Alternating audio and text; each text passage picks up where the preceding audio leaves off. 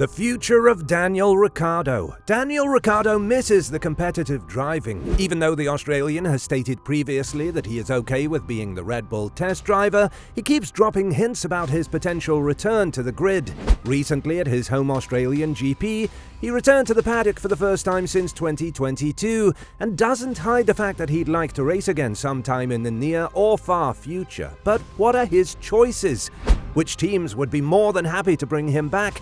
And is there a spot at all in a competitive environment? Join us as we analyze Daniel Ricciardo's future. Daniel Ricciardo has confessed the early signs are pointing towards chasing an F1 return after a year on the sidelines. On the Thursday before the Australian GP, he raced from Albert Park to an event with Mick Fanning, when the pair launched a new partnership between Red Bull and Yeti. He's also spent time in Detroit with Ford and will be used later in the year for demonstration runs in the United States. 3 months into 2023, and the Australian is both happy and relaxed with his decision, but admits the competitive juices are flowing. "I've actually weirdly found the days that I've had no schedule, they're the days that I've actually done training," Ricciardo told Selected Media. "It's not being my own boss, but kind of writing my own schedule has actually brought out a lot of things in me. I thought I'll just sit on the couch and watch movies all day and eat junk food, but I'm not. That's not me. So even these things made me realize how much I do care about it." F1. "The signs are pointing towards getting back on the grid," he affirmed.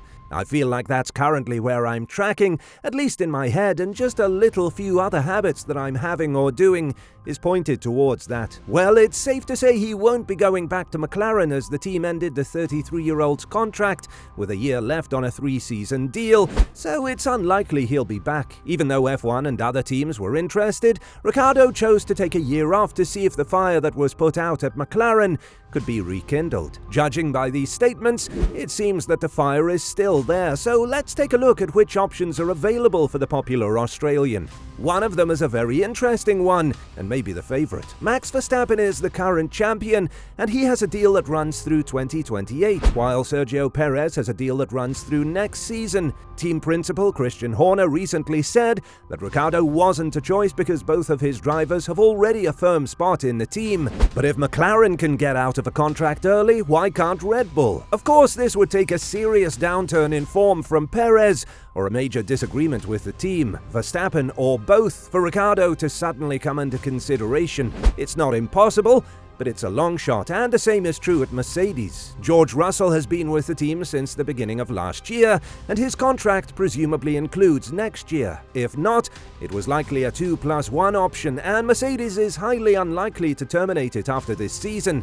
As for Lewis Hamilton, the 7-time F1 champion is out of contract this year, and he and team principal Toto Wolff are now in contract extension talks, but Hamilton has made it clear he wants to continue with Mercedes, and as long as money is no object, we can assume that the British driver will be staying put for the foreseeable future. Ferrari appears to be out of the running, as both Charles Leclerc and Carlos Sainz have committed to remaining with the Scuderia for the upcoming season. Similarly, Aston Martin has little to worry about, given that Fernando Alonso has a contract through 2024 and is having a phenomenal start to the final chapter of his F1 career, and that Lance Stroll is the son of the company owner, making him almost untouchable. Stroll has delivered solid drives despite missing time with a broken wrist in pre-season, and on the basis of his performance thus far, deserves to be kept on the team. Now that we've eliminated McLaren and the top 4 teams, we can focus on the teams in the middle of the standings. While Pierre Gasly joined Alpine from AlphaTauri on a multi-year contract over the winter,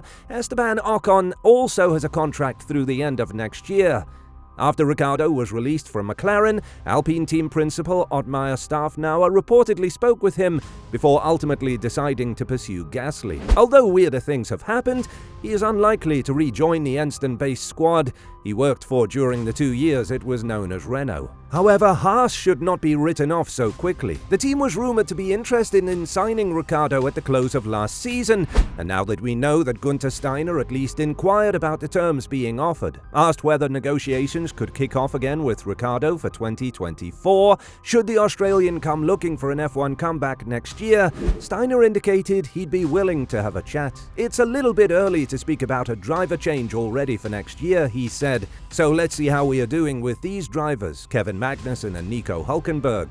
And for sure, at some point maybe I speak with him, But I cannot promise anything, because if our two guys do a good job, I think where I stand with it. But for sure, everybody is wanting to speak with Danny after a year off. Maybe he knows again what he wants to do and he will be interesting for everybody in Formula 1. But at the moment, I have a new driver this year, Hülkenberg, that has done only 2 races.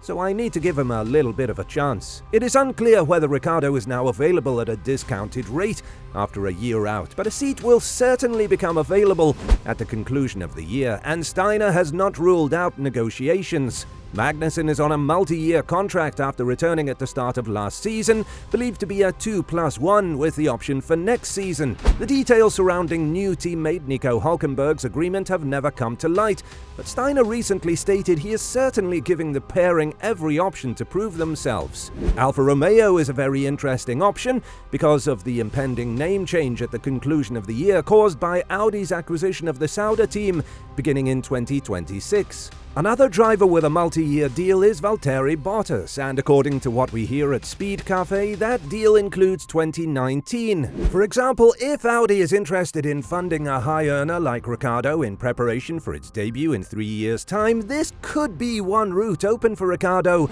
because his teammate Zhou Guanyu is off of contract this season. Out of Williams and AlphaTauri's drivers, only Alex Albon is safe, having inked a multi-year contract in August of last year. His teammate Logan Sargent has gotten off to a decent start in his rookie season, but he still has a lot to learn and prove, which won't be easy, as new Williams team principal James Vowles has already made clear that the team is in for a long-term project due to the lack of back-end support he discovered upon joining from Mercedes. Knowing that he may not have very many years ahead of him, it's hard to imagine why Ricciardo would want to pitch up here, even if he did return. Williams and AlphaTauri are currently tied with a single point apiece, with AlphaTauri once again appearing to struggle with its concept, which is making it challenging for another rookie, Nick De Vries, to adapt and display his potential. If De Vries is given a chance to prove himself, and we all know how quick Helmut Marko can be with a trigger finger, then Yuki Tsunoda is probably more at risk. This is the Japanese driver's 3rd year with the team,